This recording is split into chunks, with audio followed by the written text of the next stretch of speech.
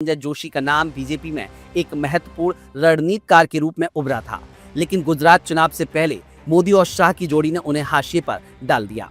मोदी और जोशी के बीच टकराव कोई नया नहीं था। दोनों गुजरात में साथ काम कर चुके थे। जोशी की संगठनात्मक पकड़ को लेकर मोदी हमेशा असहज महसूस करते थे। 2012 में संजय जोशी को जबरन बीजेपी से बाहर कर दिया गया। ऐसा कहा जाता है कि खुद नरेंद्र मोदी ने उनके खिलाफ मोर्चा खोला था। लेकिन सवाल उठता है कि अगर संजय जोशी की राजनीतिक प्रासंगिकता खत्म हो चुकी थी, तो फिर आज उनका नाम चर्चा में क्यों है? आरएसएस की मजबूरी, संजय जोशी को वापस लाना। आज बीजेपी में जिस तरह की गुटबाजी चल रही है, उसमें आरएसएस के पास बहुत सीमित विकल्प बचे हैं। मोदी और शाह की जोड़ी पूरी तरह से पार्टी पर हावी है, लेकिन 2024 के चुनावों के बाद स्थितियां बदल रही हैं। बीजेपी के कई वरिष्ठ नेता मोदी शाह के एकाधिकार से असंतुष्ट है। संघ के भीतर एक बड़ा वर्ग है जो चाहता है कि संगठन की विचारधारा को संजय जोशी जैसे नेता आगे बढ़ाए। संघ की कार्यशैली हमेशा से संगठन की मजबूती पर केंद्रित रही है। संजय जोशी जो वर्षों तक संगठन को खड़ा करने में लगे रहे, संघ के लिए अब एक महत्वपूर्ण व्यक्ति बन चुके हैं। बीजेपी के भीतर बढ़ता असंतोष। 2024 के लोकसभा चुनावों के बाद बीजेपी के भीतर कई स्तरों पर असंतोष बढ़ा है। नंबर 1, वरिष्ठ नेताओं की नाराजगी। कई पुराने नेता जो पहले पार्टी की रीढ़ थे, अब साइडलाइन पर कर दिए गए। नंबर 2, यूपी में योगी मोदी टकराव। उत्तर प्रदेश में योगी आदित्यनाथ और मोदी शाह के बीच मतभेद गहरे होते जा रहे हैं। नंबर 3, गुजरात लॉबी का बढ़ता प्रभाव। बीजेपी अब पूरी तरह से गुजरात मॉडल पर चल रही है, जिससे पार्टी के दूसरे राज्यों के नेता असहज महसूस कर रहे हैं। इन सभी परिस्थितियों में संघ को एक ऐसा चेहरा चाहिए जो पार्टी में संतुलन बना सके और मोदी शाह की पकड़ को चुनौती दे सके। यही कारण है कि संजय जोशी का नाम एक बार फिर चर्चा में है।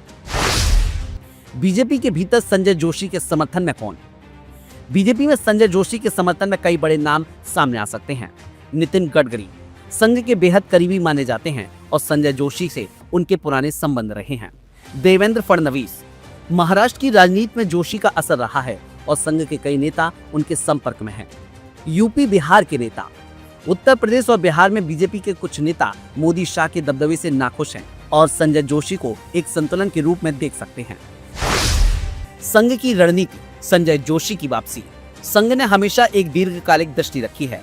अगर 2029 में बीजेपी को सत्ता में बनाए रखना है, तो उसे सिर्फ मोदी शाह की जोड़ी पर निर्भर नहीं रहना होगा। पार्टी में नए नेतृत्व को आगे लाना होगा और संजय जोशी इस भूमिका में फिट बैठ सकते हैं। संघ के हाल के कुछ कदम इस दिशा में इशारा कर रहे हैं। नंबर 1, संजय जोशी की संगठनात्मक सक्रियता। उन्हें देश भर में प्रवास करने दिया जा रहा है, जिससे उनकी पकड़ मजबूत हो रही है। मोहन भागवत की भूमिका। संघ प्रमुख मोहन भागवत ने हाल ही में कई मौकों पर संगठन को प्राथमिकता देने की बात कही। बीजेपी में बदलाव के संकेत। बीजेपी की अंदरूनी हलकों में यह चर्चा है कि संगठन में बड़ा फेरबदल हो सकता है, जिसमें संजय जोशी को कोई महत्वपूर्ण भूमिका दी जा सकती है।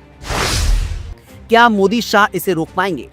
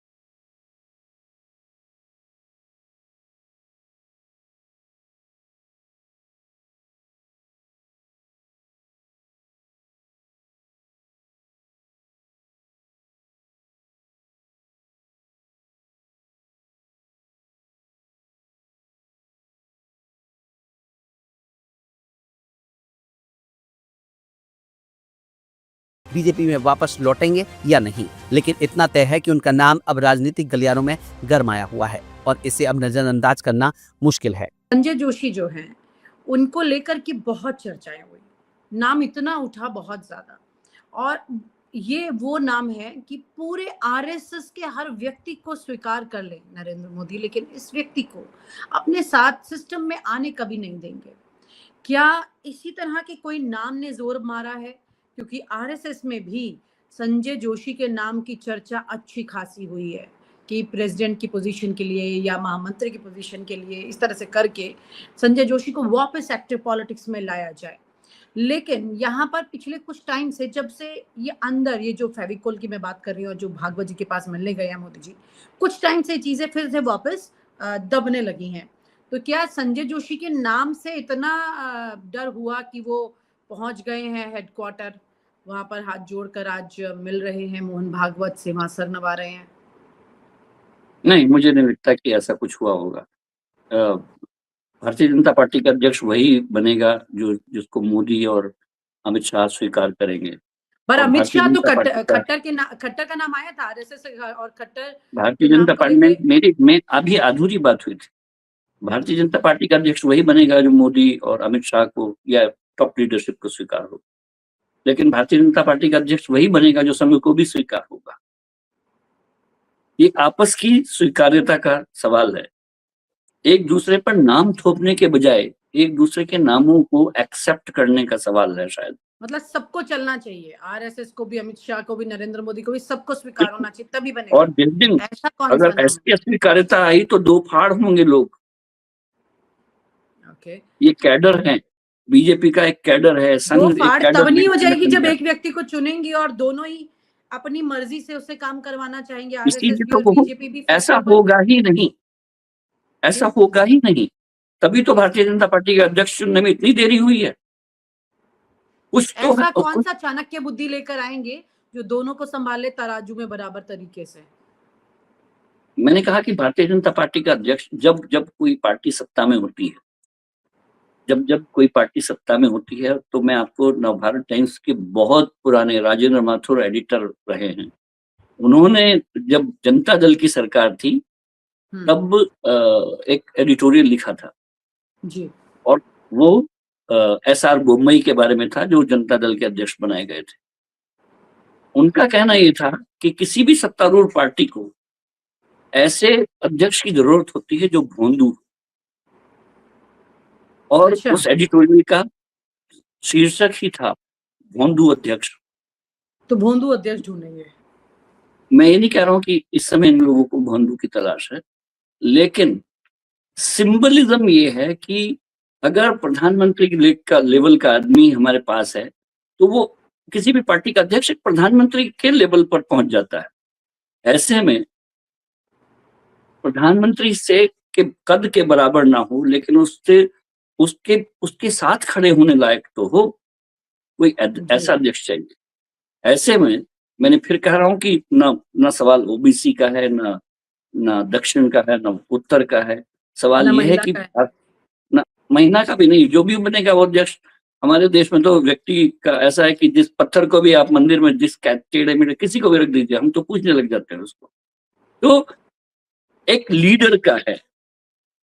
भारतीय जनता पार्टी हो सकता है कि ये चाहती हो कि ये सिंबलिज्म में सिमट जाए और अध्यक्ष सांकेतिक हो, जबकि संघ का कहना ये होगा कि अध्यक्ष सांकेतिक ना हो, वो एक पावरफुल सोचने समझने वाला, चीजों को संचालित करने वाला हो, क्योंकि हमें अगले 10 साल के और आगे देखना है। अच्छा, मतलब तेज दिमाग अब का आप चाहिए। दिल, दिमाग, लीडरशिप, कैलिबर, कद्दावर, और प्रधानमंत्री को टक्कर ना दे सके, ऐसा भी तो चाहिए होगा ना। ऐसे में अब जो व्यक्ति जो सोचने समझने वाला हो, कद्दावर हो, संगठन को चलाने वाला हो, जिसकी रौब हो, जो जिसको देख के पार्टी में कहे कि हाँ ये व्यक्ति है जो जिसको नमन करना चाहिए, तो वो किसी भी रूप में हर किसी के लिए खतरा तो होता ही है। हम्म, पता नहीं कब, अभी तक तो दिमाग ठीक है, लेकिन कुर्सी पर आके क्या बिहेव कर सकता है। जी, ये खतरे, ये पॉलिटिक्स में ये खतरे बहुत बड़े होते हैं। अपनी कुर्सी पर बने रहने के लिए न सिर्फ अपने को साधना पड़ता है, बल्कि पार्टी को साधना, विपक्ष को साधना, देश को साधना, ये आसान काम थोड़ी है। लेकिन उसके साथ साथ पावर सेक्टर में अपनी ताकत को साधना, मेरे हाथ में कितनी है, उनके हाथ में कितनी है, अपॉइंटमेंट्स कौन किसको मिल रहे हैं, टेंडर किसको मिल रहे हैं। गुजरात में ज़्यादा से ज़्यादा टेंडर चले गए हैं, ज़्यादा बिजनेसमैन इधर-उधर से आ रहे हैं। तो बहुत सारी ऐसी चीज़ें हैं जो कि इश्यू बन के अब सामने आ रही हैं धीरे-धीरे करके। तो जहाँ पर महाराष्ट्र का वर्चस्व बढ़ाने की कोशिश ये करते हैं, वहाँ गुजरात का बढ़ता चला गया। यानी कि मोदी जी जो हैं वो गुजरात ड्रिवन हो गए, जबकि संघ जो है वो महाराष्ट्र ड्रिवन रहा है एक तरह से सिचुएशन। तो ये भी तो बैलेंस करना पड़ेगा ना यहाँ पर सर। मुझे लगता है कि जो अध्यक्ष भारतीय जनता पार्टी बना रही है वो गुजरात और महाराष्ट्र का नहीं बना रही है। वो अध्यक्ष भारत का बना रही अपने अखिल भारतीय अध्यक्ष का सवाल है। उसमें लीनिंग्स कितनी हो, जब भी ये सवाल आता है जैसे कि दक्षिण भारत का अध्यक्ष होगा, तो मुझे बिल्कुल ऐसा ही लगता है कि हम लोग बहुत तोड़-तोड़ कर पार्टी को देखना चाहते हैं। अगर दक्षिण का अध्यक्ष बना के क्या कहना हम संकेत देना चाहते हैं कि अब हमने उत्तर भारत में बोरिया समेटने का निर्णय लिया है और दक्षिण की सीटें ही हमारी फोकस में हैं।